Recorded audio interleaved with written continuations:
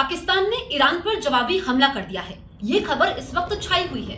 अब आप सोच रहे होंगे कि ईरान और पाकिस्तान दोनों मुस्लिम देश हैं, लेकिन दोनों एक दूसरे पर हमला क्यों कर रहे हैं? दोनों एक दूसरे के दुश्मन कैसे बन गए हैं?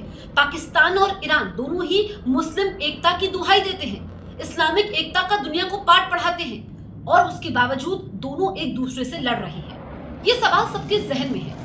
ये मैं आपको बताऊंगी कि कारण क्या है कि दो मुस्लिम देश आपस में एक दूसरे से टकरा रहे हैं और पूरी दुनिया इस वक्त इसका तमाशा देख रही है।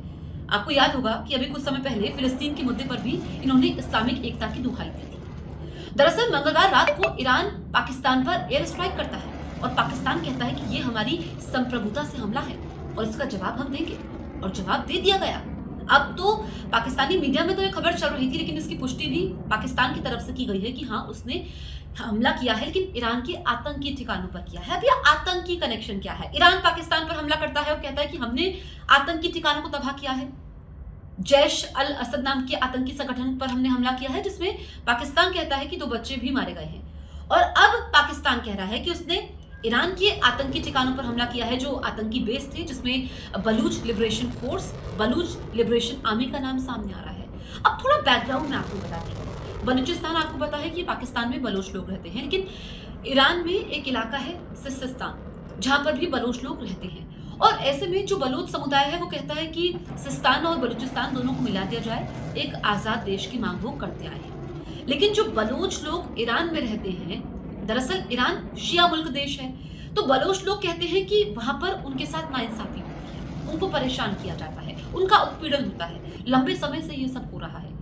ऐसे में वो ईरान के खिलाफ रहते हैं, वहां की सरकार के खिलाफ रहते हैं, क्योंकि आपको पता है कि ईरान तो शिया बहुल है, लेकिन ये सुन्नी संगठन है। दूसरी तरफ बलूचिस्तान में भी वो भी पाकिस्तान के खिलाफ रहते हैं, और ये टकराव जो है ये बलूच समुदाय को लेकर के है। अब जो ईरान में पिछले महीने आतंकी हमला हुआ था, जिसमें पुलिस स्टेशन में हमला हुआ था और पुलिस वाले मारे गए थे, ईरान ने पाकिस्तान को अल्टीमेटम दिया था। जो जैश अल असद नाम का ये आतंकी संगठन है, पाकिस्तान में ये फल फूल रहा है, ये ईरान का आरोप है।